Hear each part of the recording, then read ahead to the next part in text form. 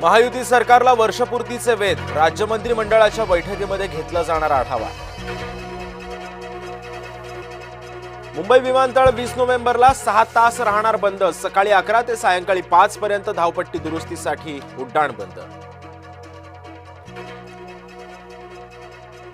उपमुख्यमंत्री एकनाथ शिंदेंचा 5 नोव्हेंबरला कोल्हापूरचा दौरा, स्थानिक निवडणुकीच्या पार्श्वभूमीवर कोल्हापूर दौऱ्याला महत्त्व, कोल्हापुरात एकनाथ शिंदे घेणार गटप्रमुखांचा मेळावा। फलटण येथील सुषमा अंधारे यांचं आंदोलन स्थगित, सुषमा अंधारे घेणार मुख्यमंत्री देवेंद्र फडणवीसांची भेट। कबूतरखाना प्रकरणी जैन मुनी निलेशचंद्र महाराज यांचं उपोषण मागे, जैन मुनींचं उपोषण 15 दिवसांसाठी स्थगित। रोहित आर्य एन्काउंटर प्रकरणी माजी मंत्री दीपक केसरकरांची चौकशी होणार, पोलिसांकडून दीपक केसरकर यांचा जबाब नोंदवला जाणार। घटनेच्या दिवशी पोलिसांनी केला होता दीपक केसरकरांना फोन।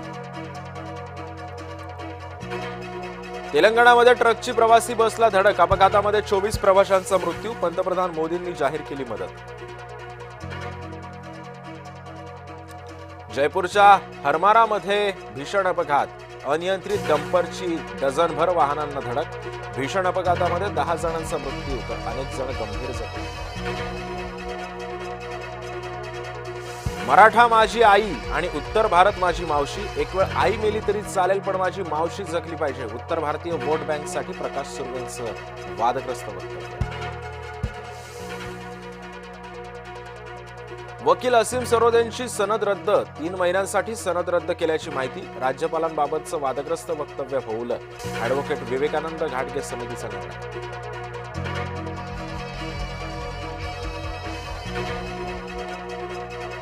आमच्या भागामध्ये मुस्लिम नाहीत, भाजपनं हवेत ते फेकणं बंद करावं, आशिष शेलारांची नाना पटोलेंवर टीका।